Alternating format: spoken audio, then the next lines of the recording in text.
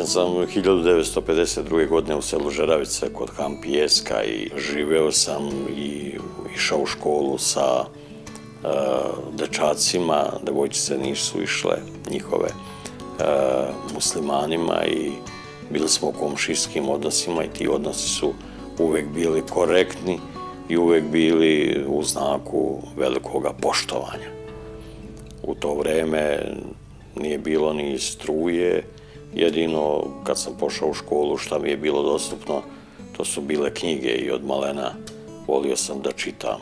Mnogo sam čitao priče, pripovetke, kasnije romane, živio u tom svom svetu i ponela me epska poezija u kojoj je čovek bio čovek, junak, i naučio sam već tad u tom epu da, što sam kasnije pročitao kod Marka Miljanova, da je junaštvo kad čovek brani sebe od drugoga, a da je čojstvo kad druge brani od sebe.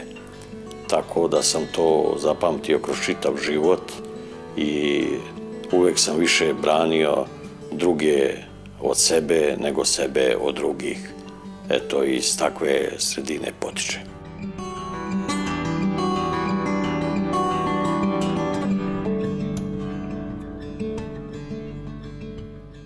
Prota Milorad Golijan bogosloviju je završio u Sremskim Karlovcima, gde je, kako kaže, naučio da je pravi intelektualac onaj koji ceo život nastavi da radi na sebi.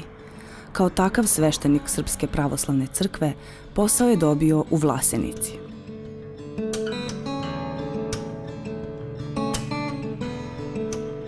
Bilo još nekoliko parohija, ali te dramatične godine, jednog od najtežih mojih godina života, bilo je u Vlasenici, gde je 1992. godine došlo do rata i ratnih dejstava u koje sam se našao kao u jednom mutnom vrtlogu.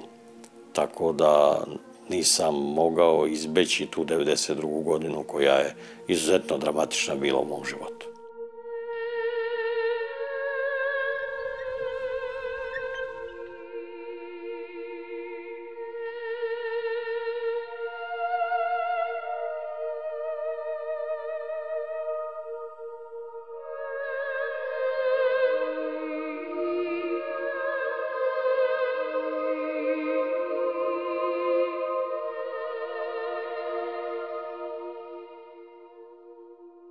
Situacija je zaista mirisala na ono što se i desilo.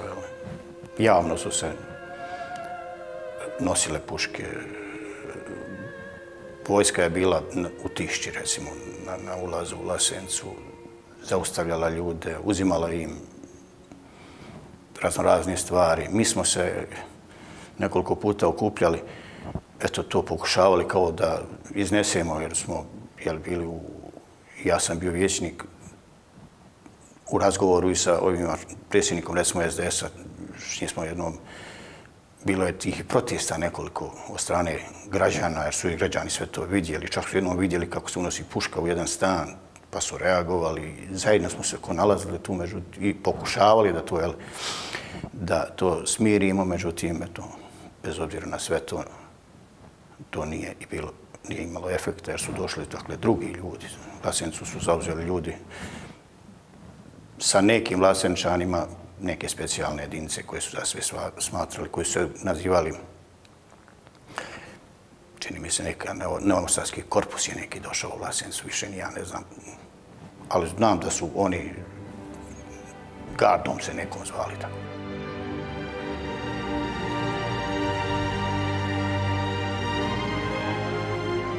Tragedija Vlasenice počela je u aprilu 1992. kada je JNA opkolila grad, razoružala meštane muslimane i otpočela hapšenja. Slučaj je postepeno rekonstruisan tek nakon rata, po svedočenjima obe strane, između ostalog i pred Haškim tribunalom. Svedočile su žrtve o ubistvima, mučenjima i silovanjima, ali i čuvar logora Sušica Pero Popović o njegovom postojanju na svega kilometar od grada. Da je učestvovao u stradanjima Vlaseničana priznao je i bivši upravnik, odnosno komadant tog logora, Dragan Nikolić, zvani Jenki.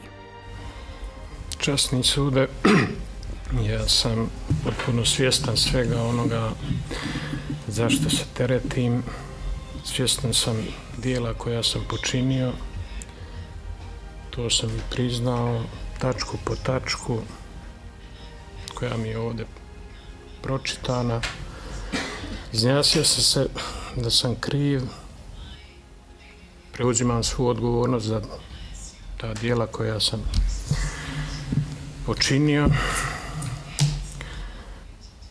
Kako se osjećam povodom toga što sam činio u tom periodu za ta 3 mjeseca koja sam proveo u Sušici, to jedino ja znam, ali ono je bitno. Stvarno osjećam veliku dozu sramote, stida, jer kao što je ovdje i pomenuto, u Sušici ja sam bio s jedne strane sa oružjem, uniforma, s druge strane bile su žene koje su godina moje majke, bila su djeca, bili su moji drugovi s kojima sam godine provodio u kafejima, sportskim terenima, ljetovanjima i zaista kad se o tome razmisli, to postaje jedna vrsta noćne more kad se sjetite svih tih likova, svega toga što se dešavalo. Približno 21. aprila 1992. godine grad Vlasenicu preuzele su srpske snage u sastavu JNA, paravojnih snaga i naoružanih mještana. Mnogi muslimani i drugo nesrpsko stanovništvo izbjegli su iz Vlaseničkog kraja, a od maja do septembra 1992. godine deportovani su ili uhapšeni oni koji su ostali. Krajem maja, odnosno početkom juna 1992. godine, srpske snage osnovale su zatočenički logor kojim je upravljala vojska i lokalna milicija u Sušici. U periodu od kraja maja do oktobra 1992. godine sveukupno je čak 8.000 muslimana, civila i drugih nesrba iz Vlasenice i okolnih sela na neko vrijeme bilo zatočeno u hangaru logora Sušica. U septembru 1992. godine u Vlasenici više nije bilo praktično nijednog muslimana ni drugih nesrba. U logoru nije prošao ni jedan dan i ni jedna noć, a da Dragan Nikolić i drugi nisu počinili neko barbarsko delo. Optuženi je surovo i sadistički tukao zatvorenike. Udarao ih je nogama i pesnicama, a predmeti kao što su gvozdene šipke, drške od sekire, kundaci puške, metalni bokseri, metalne cevi, pendreci, gumene cevi punjene olovom, komadi drveta i drvene palice, služili su mu za premlaćivanje zatvorenika. Jedan od aspekata tih dela, koji najviše ledi krv u žilama, jeste to da u tom krivičnom ponašanju on uživao.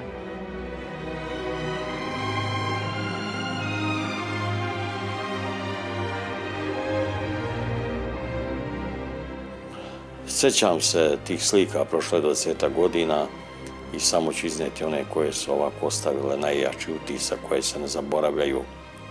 Kad je sva ta vojska prolazila gradom u pijanstvu, u pucnjavi, u uzvicima, video sam tog trenutka da taj autoritet koji sam mislio izgrađujući ga 10 godina, niti sam uzimao honorar koliko sam hteo, niti sam koga vređao, radio na toj veri hrišćanskoj, na doktrini, da sam stekao izvestan autoritet, ali u tim prvim danima rata shvatio sam da je taj moj autoritet poljuljan.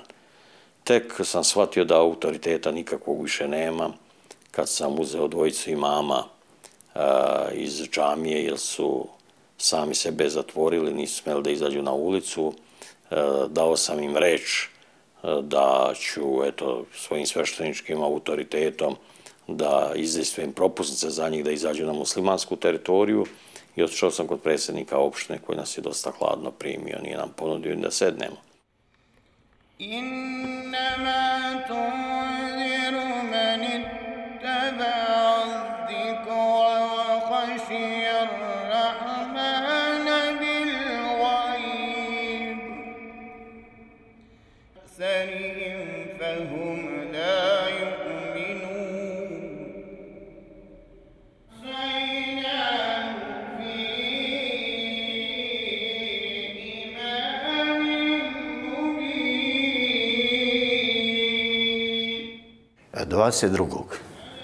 Mislim da je bila srijeda, navečer nazvali smo srpskog sveštenika Goligana Milorada da nam pokuša pomoći.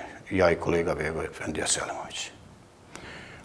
On nam je odmah kazao nikakav problem, dakle učinit ću sve što mogu i dogovorili smo se da u 7:30 ujutro se nađemo ispred naše zgrade gdje smo stanovali ja i Bego. Nakon toga smo otišli u zgradu, staru zgradu rudnika Boksita, koja je bila tu 50-100 metara od našeg stana. Tu je bila smještena vjerovatno komanda vojna, pa bilo je tu i nekih, mislim da sam vidio tu i tadašnjeg predsjednika Skupštine opštine. On je rekao u putu do toga da će on govoriti, a da mi šutimo, da ne govorimo ništa. To se i desilo. Kad smo došli, on je rekao da je čuo da imaju određene propusnice, tražio je propusnice za nas dvojicu. Čak je rekao jednu rečenicu koju ja nikad neću zaboraviti, a to je da smo mi njemu na savjesti i da ne dozvole da se nama bilo šta desi, kao i džamiji.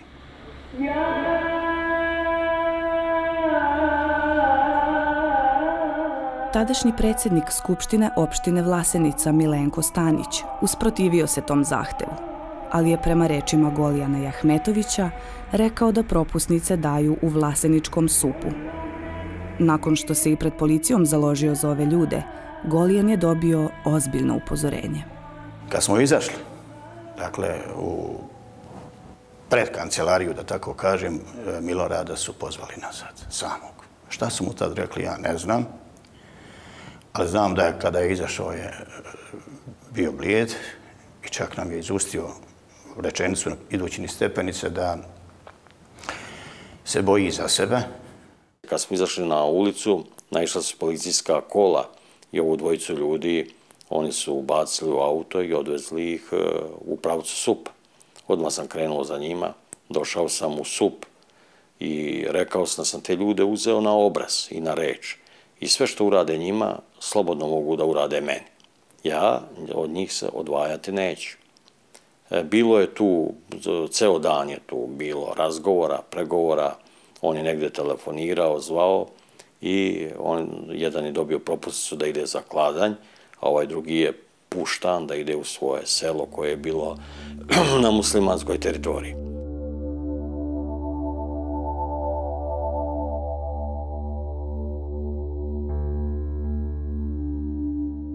Kad sam došao u Skugriće, za kratko vrijeme je stigao u mene Šura sa autom, donio vijest da je pop Milorad Golijanin izveo Begu u Kladanj i da je on iz Kladnja, dakle Bego Efendija, nazvao Ševko Čizmića u Novoj Kasabi i čini mi se Milorada Ivanovića, tako da se zvao matičar jedan naš, da sam ja ostao zarobljen, da bi porodica pokušao da me vadi. Međutim, ja sam došao prije nego što je ta vijest stigla do mojih najdražih. Kad sam odveo čovjeka u Kladanj i kad sam se vratio, tek tada su krenule žestoke muke. Pošao sam kod svoga prvoga komšije, a imao je nisku ogradu, da se malo odmorim i da porazgovaram s njim. On me je na kapi zaustavio i pitao kud si pošao. Pa kažem da se malo odmorim. Kaže, nema tebi mjesta ni u mome dvorištu, ni u mojoj kući, ti si izdajnik, ti spašavaš muslimane.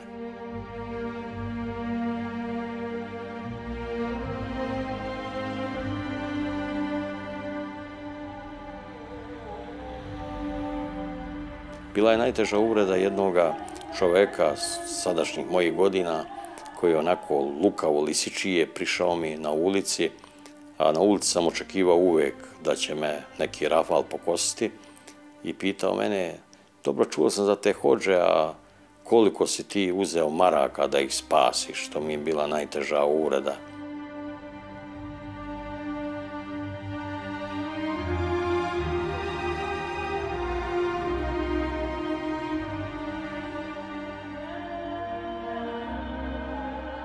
Desilo se da je tih dana već počele da padaju prve žrtve na ovoj srpskoj strani, na liniji, i pozvali su mene da izvršim opelo dvojice, trojice vojnika koji su poginuli. Došao sam na položaj iznad Šekovića, Trnovo prema Kladnju. S jedne strane su bili muslimanske jedinice i borce, s druge srpski. Obavili smo opelo i pošto sam uvek posle sahrane našao nekoliko reči utehe za ožalešenu porodicu, počeo sam da govorim. Ističao pred mene jedan čovek u civilu, ne u vojničkoj uniformi, čupav, i rekao, drugog popa nema, ti si morao doći ovde da oslužiš ovo opelo, ali ti si izdajnik, ti nemaš pravo da govoriš ništa.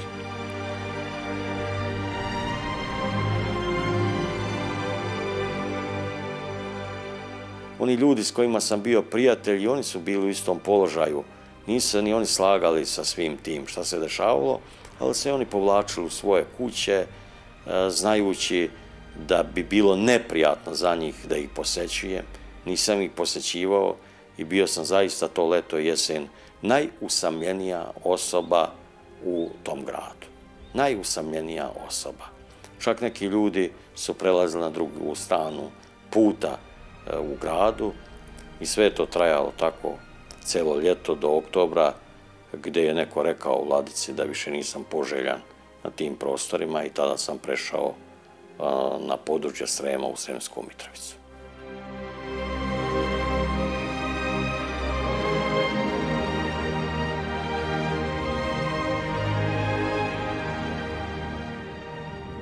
Jednostavno, vladika Zvorničko-Tuzlanski je donio akt i rekao, doći će kamion po to tvojih stvari, popakuj to i idi za Srem.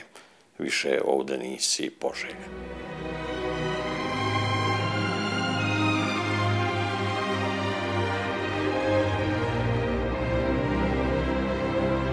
Kada je počeo ovaj rat koji je imao znatne verske dimenzije, iako neki to osporavaju, nijedna od tri verske zajednice se tada nije snašla. One su doduše pokušale nešto da urade, bilo je susreta, ja mislim u Slavonskom Brodu, jedan, možda je bilo još nekih, ali to nije imalo nikakvog posebnog uticaja. To je bilo na samom početku i posle oni nisu ni pokušavali. Ako se čovjek prisjeti verske štampe, na primjer, tada je štampa imala veliki značaj, danas ne, jer je tu internet. Na primjer, sve tri verske zajednice, njihova verska štampa sigurno danas sa ponosom ne gleda na to vreme kako je tada izveštavala. Isto tako i bila je opšta atmosfera takva u svim medijima. Znači, ne samo u crkvenim. Crkveni se nisu mnogo razlikovali u tonu od tih drugih.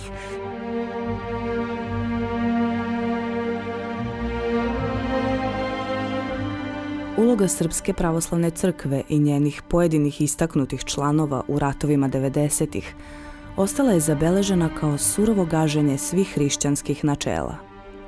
Religiolog Živica Tucić dodao je da bi sve tri verske zajednice morale da osnuju komisiju koja bi se bavila utvrđivanjem činjenica o svojim aktivnostima tokom rata, kao i da počnu posle toliko godina konačno da se susreću i komuniciraju, jer i ne činiti je greh. Uvek je vrh verske zajednice najodgovorniji, znate, za sve tri verske zajednice. Znači, na njima je bilo da se snađu. Mi danas možemo pogledati sadržaje saopštenja sabora ili sinoda ili katoličke biskupske konferencije i u Zagrebu i u Sarajevu ili neka saopštenja islamske verske zajednice. Znači, najbolje bi bilo kad bi neko sabrao sva ta saopštenja i analizirao kritizirao, ali u dobroj nameri. Znači, nije potrebno samo upirati prst. U mnoge se mora upirati, naravno, najviše na političare i na inteligenciju. Inteligencija je bila jako trovačka i mnogi trovači iz tih vremena na svim trima stranama još uvek gledaju da proguraju svoje stavove. Kada se po Kačavendinom nalogu Golijan doselio u Sremsku Mitrovicu, oko njega su brzo počeli da se okupljaju ljudi, jer su shvatali da je jedan od retkih sveštenika koji ne mari za materijalno. Zajedno sa meštanima, u prethodno napuštenoj i ruiniranoj maloj crkvi, stvorio je novo duhovno utočište tog grada. Ponovo je zasmetao. Pošto je bila velika grupa ljudi tu, a vidjeli su da ih materijalno ne iskorištavam, ne tražimo od njih novce, jednostavno da tu, kad slobodni radimo, krećimo, čistimo, družimo se, tada su i neki želeli da sav taj svet i materijalno iskoriste. I smetao sam. Zaista sam sad svatan smetao i klevete su svakodnevno odlazile tamo gdje treba do mojih ljudi koji su bili iznad mene, tako da sam morao nakon 20 godina da budem premešten u Hrtkovce, gde sam i oslepeo i evo sad sam u penziji i poput onog Pavla Korčagina iz romana Kako se kalio čelik, ne predajem se i dalje. Mučim ovde moju porodicu, unuku, da to kompjuterski obradi, suprugu da zapisuje i kao slep čovek objavio sam do sad 4 romana.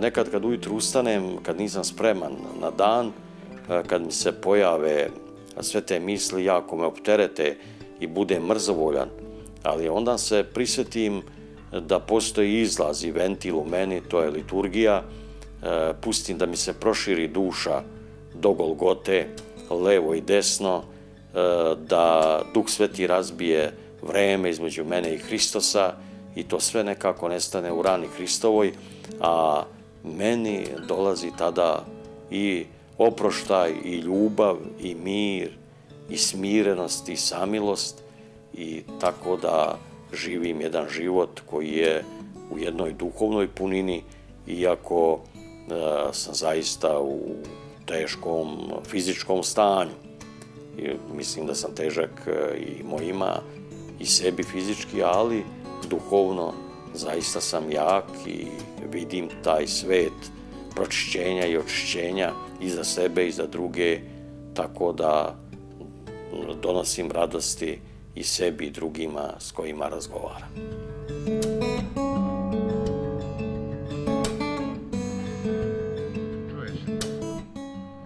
Vi ćete meni, oprostiti što sa izvesnim uzbuđenjem govorim, jer ovaj susret vidim, susret sa protom Golijanom, kao jedan čudesan znak, iako se mi davno znamo,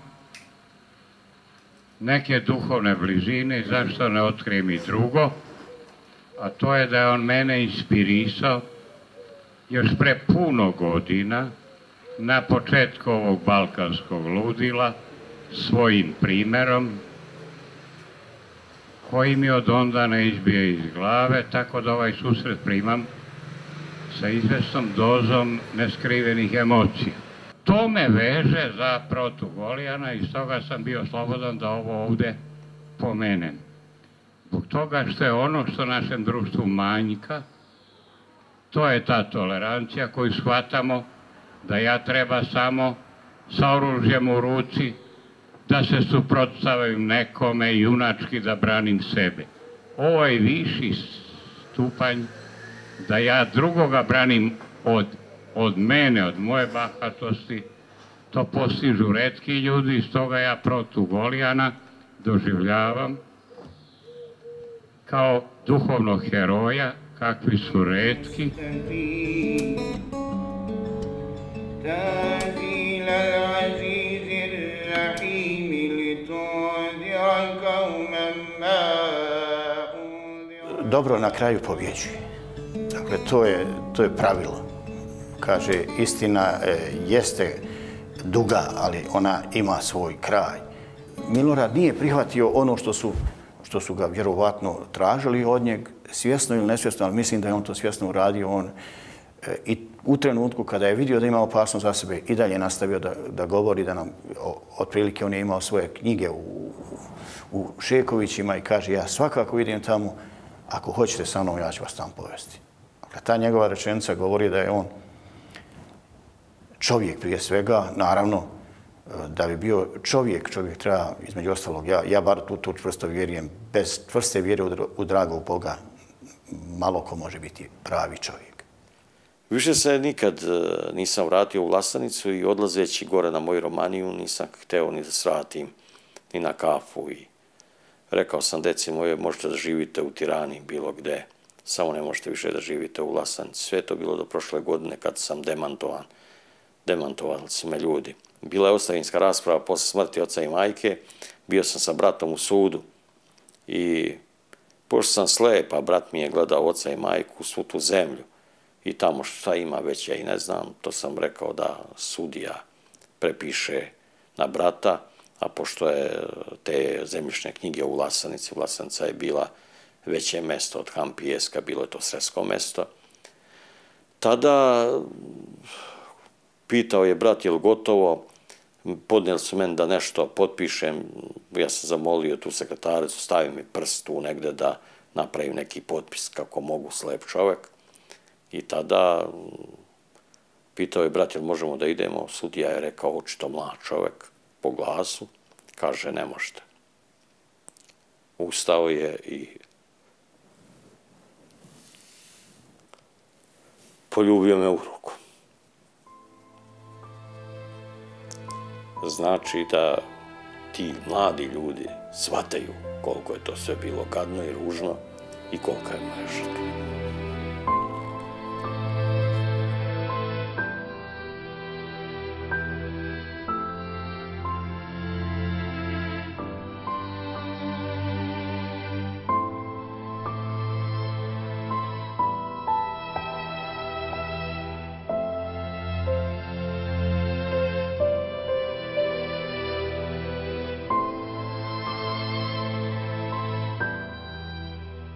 Općine Livno, Trebinje, Foča, Goražde.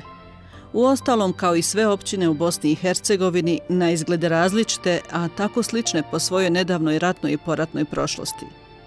Politički i ratni lideri, zadojeni vjerskom i nacionalnom isključivošću, uskovitlali su neslučene oluje mržnje i zla na ovim prostorima.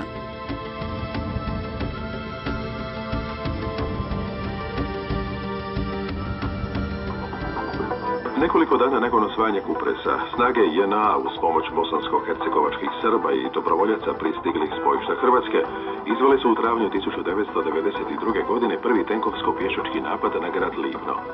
Postrojbe JNA iz Glamočkog polja napali su iz dva smjera, cestom Glamoč-Livno, prijevojem Koričina i od sela Dolac prema Strmici. Drugi srpski udar na Livno, koji se dogodio 23. travnja 1992. iz smjera Bosanskog Grahova, bio je bolje organiziran uz podršku teškog topništva i daleko veću vojnu silu i onako nadmoćnijeg suparnika. Napad na pomoćnom smjeru nakon prvobitnog proboja ubrzo je zaustavljen u selu Donji Rujani, uništavanjem i zarobljavanjem tenkova. Neuspjeh na pomoćnom odrazio se i na glavnom pravcu prema selu Čelebići, koji je osobno vodio pukovnik Lisica. I ondje su branitelji uništili i zarobili tenk, te su se brojčano nadmoćni napadači u panici povukli.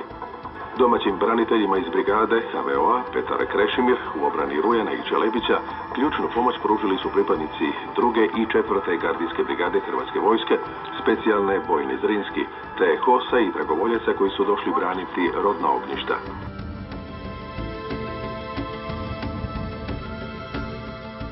Tog proljeća 1992. godine, zbog agresije tadašnje JNA na Livno, u nezavidnoj situaciji našli su se pripadnici srpskog naroda. Livno 1. februarski dana 2014. Zgrada policije i osnovna škola Ivan Goran Kovačić su na istim lokacijama kao i aprila 1992. godine. Tu su početkom rata zatvarani civili srpske nacionalnosti. U prostorima škole su držani mjesecima izloženi teškoj fizičkoj torturi. Nećete danas u Livnu naći sagovornika za ovu temu. Oni koji se navode kao izvršioci ubistava na području grada te premlaćivanja i nečovječnog postupanja prema zatočenima ne odgovaraju na pozive ili jednostavno ne žele o tome ni nezvanično razgovarati. Nema ni preživjelih žrtava. Odavno su napustile ne samo Livno, nego i Bosnu i Hercegovinu. Amerika, Kanada, Australija, njihova su trenutna mjesta življenja.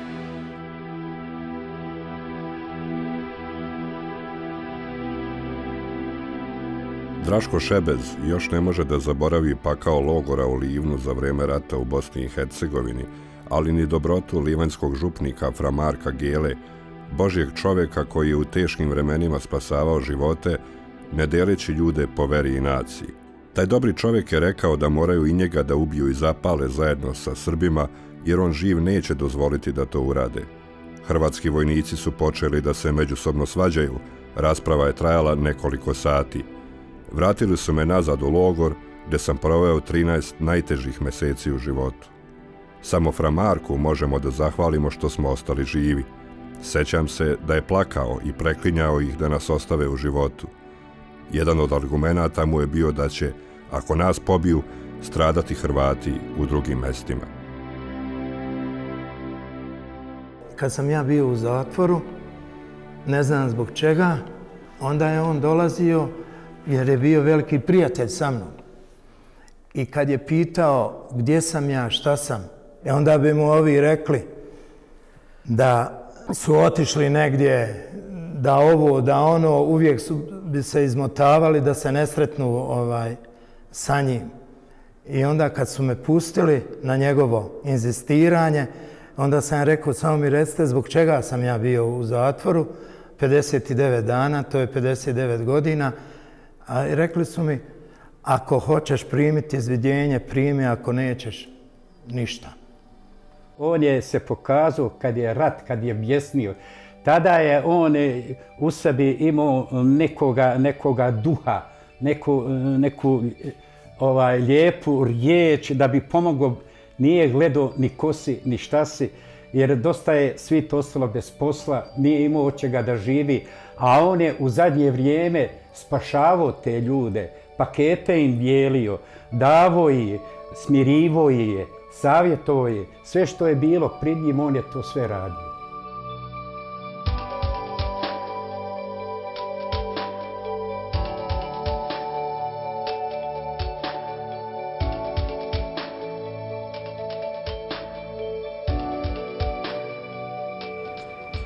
Te pakete smo nosili sa njegovim autom prije policijskog sata i po Gornjem gradu.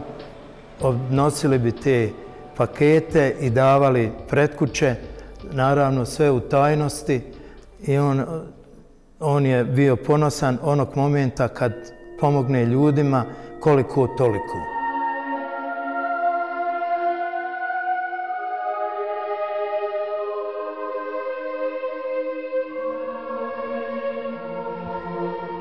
Onda je došao 21. srpanj 1993. Razoružavani su pripadnici HVO-a bošnjačke nacionalnosti, a muškarci privođeni u škole. I tu je Fra Marko odigrao značajnu ulogu. Otvorio vrata zatvora, posjetio zatočenike. Bilo je momenata kad su Bošnjaci linije te, eto u tom, ja kažem, ratu, su držali čak 50%. Znači da smo bili lojalni, bili nasilje jednostavno prekonoćen učinjeno nad ljudima koji stvarno nisu bili ni zašto bili posebno sa komšijama pripremljeni, ni se pomišljalo o tome. Međutim, došlo je to što je došlo. Taj 21.7. tako došlo do zatvaranja svih muških glava od 15 do čak i neki su manji bili. Mlađi jer ljudi su došli jednostavno, kako su išli na posao, tako su išli u autobuse tjerali i vozili u ove škole. Zatim preko noći u garaže od Elektra Livna. Zatim u zatvor od MUP-a. I tako to je jedno ružno stanje. Jadne žene, majke, supruge traže pomoć. A gdje su drugo, kome se mogli obratiti? Zapravo nikome drugom nego Franjevcima, svećenicima našim. Mislim, sada, nažalost, moram im pokoj predati i zahvaliti im se. A Fra Marko, mislim, ne samo za mene, nego mogu reći na desetine, to sam bio svjedok kad sam bio zatvoren. On je skoro svaki dan dolazio u intervenciju jer nije mogao, takav je bio čovjek, da nije mogao da primi sagovornika i da kaže dobro, u redu je, ali da on na kraju je da ne ode u MUP i da tamo iz svoje duše on to što je čovjek od njega što su ljudi tražili da on to kaže. Jer svoju savjest je uvijek htio da bude savjest, njegova znači savjest pred Bogom dragim, da je on čist, da je on ispunio to što su od njega tražili.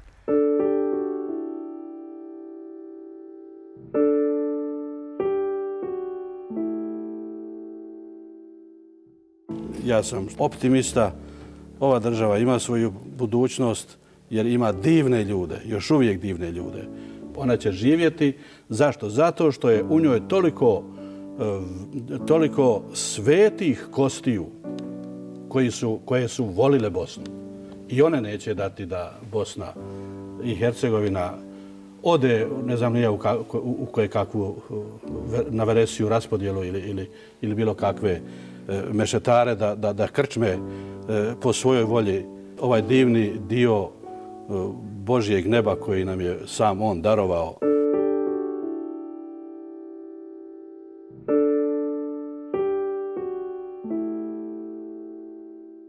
Fra Marko Gelo je preminuo 21. kolovoza 2009. od posljedica srčanog udara u Herceg-Novom na odmoru. Franjevačka provincija Bosne Srebrene ostala je bez uglednog člana, a pravoslavna crkva bez svog prijatelja i spasitelja. Pored toga što je spašavao ljudske živote, nosio humanitarnu pomoć kada nitko nije smio, spašavao je i ikone iz zapaljene crkve.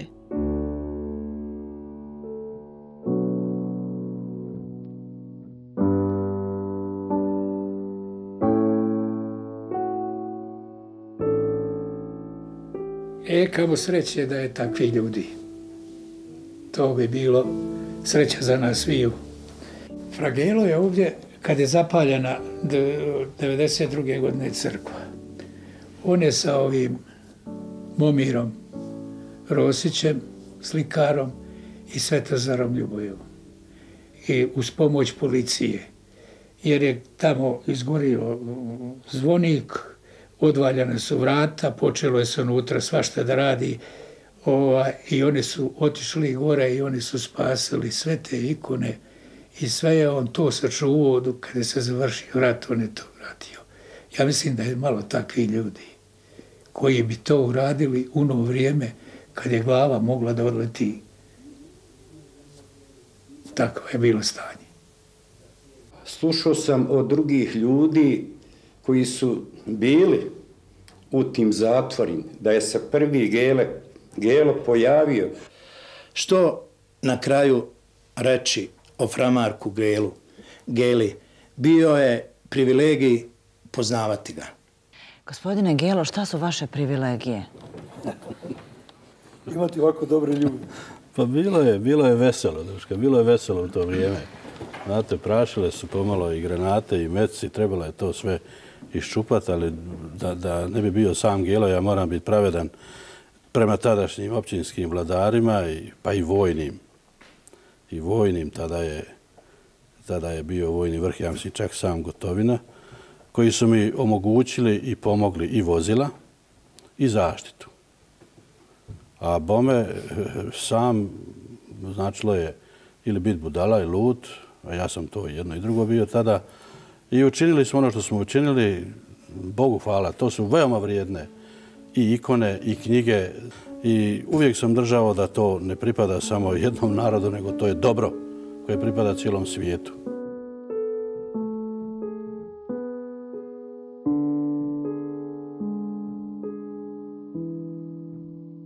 Granate su padale po Livnu. Zamislite jedan apsurd.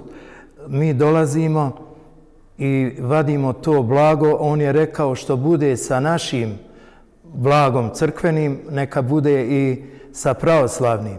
I u to vrijeme kad mi spašavamo te ikone, po nama padaju granate. I onda zamislite tog apsurda. Spašavate jednu stranu, s druge strane granatiraju. Ali on je imao odvažnosti, hrabrosti i smjelosti, a rekao bih i mudrosti.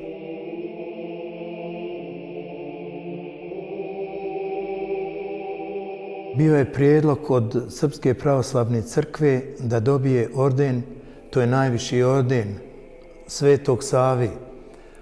On se zahvalio i rekao je da je on to radio kao čovjek, kao humanista, da njemu ordenje nikakvo ne trebaju i tako se i ponašao.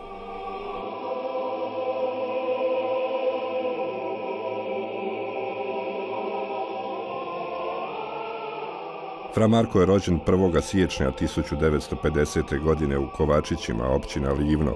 Osnovnu školu završio je u Strupniću i Čalebiću, Franjevačku klasičnu gimnaziju u Visokom, filozofsko-teološki studij u Sarajevu, Minsteru i Ljubljani. Franjevački habit obukao je 14. srpnja 1972. u Visokom.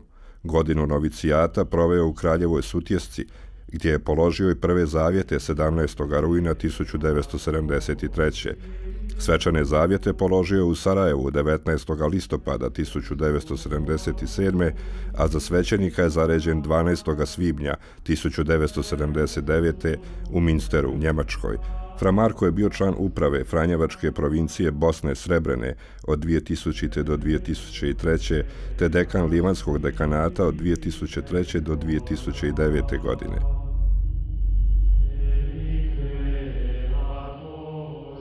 Na društvenim mrežama je tog 21. kolovoza 2009. pisalo: napustio nas je Fra Marko Gelo, Franjevac, Livnjak, čovjek. Primjer kako trebamo živjeti svi u Bosni i Hercegovini. Počivaj u miru, dobri čovječe.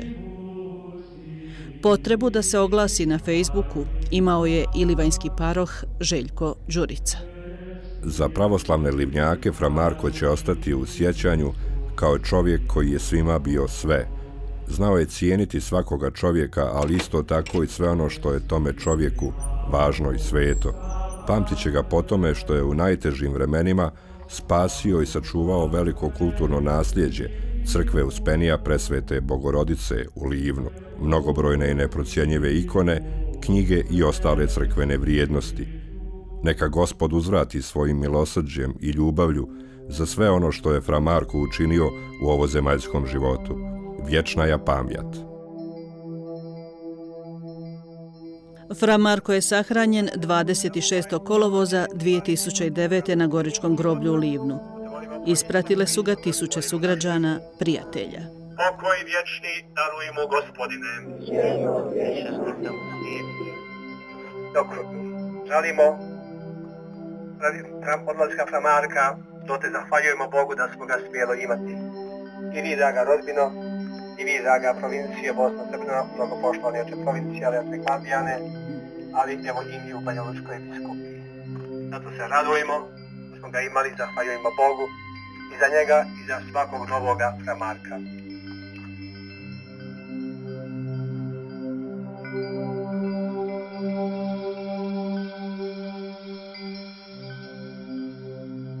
To se ne pamti. Vjerujte, evo ja sam baš sa ljudima to pričao i koji da neka sahrana nije bila ni će biti. To je veličina toga čovjeka.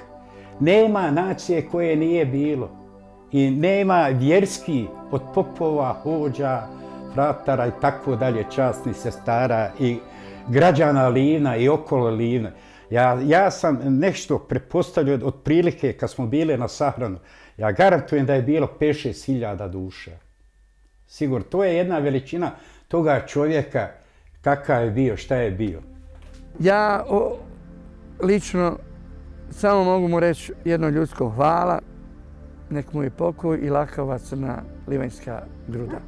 I jedno veliko hvala u ime Bošnjana i onih svih majki, sestara, roditelja koji je on primio i kojima je on uzvraćao pažnju onoliko koliko je on uistinu i mogao.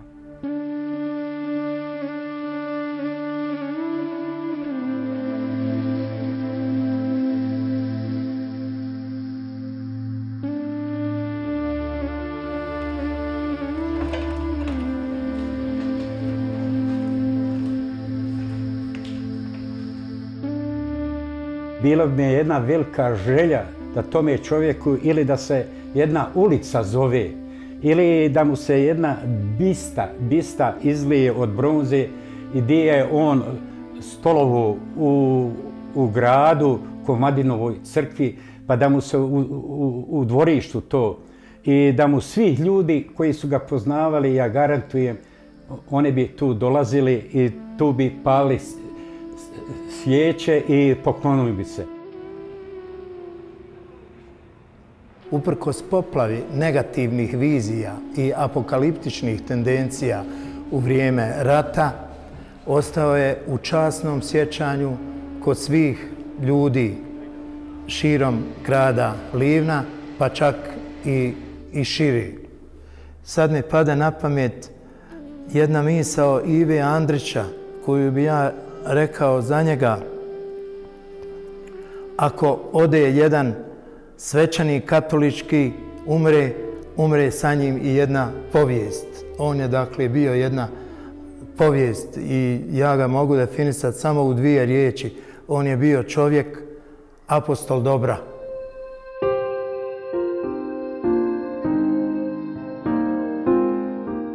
U obilju uglavnom nepotpisanih poruka koje su se pojavljivale na sajtovima povodom smrti Fra Marka Gele, odabrali smo ovu. Evo 2 dana mislim šta ću reći o ovom čovjeku i sve se plašim da ću pogriješiti negdje ili napisati suvišnu riječ. Vidim da mnogi ne znaju o kakvom se čovjeku radi i šta je Bosna i Hercegovina izgubila. Kao da i sam Bog stvara ironiju s nama i naše najbolje ljude uzima sebi prijevremeno i u ovakvoj potrebi za njima. Katolik nijesam, ali većeg i jačeg Božijeg čovjeka još nijesam upoznao niti čuo za njega u sve 3 vjerske zajednice Bosne i Hercegovine.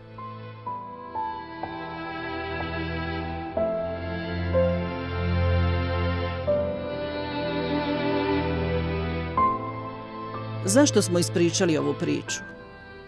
Zbog ljudi koji su poput Fra Marka Gele činili dobro i u zla ratna vremena. U vremenu kada se činilo da je dobro netragom nestalo. Ili je bilo tako slabašno da ga se nije moglo ni zamijetiti.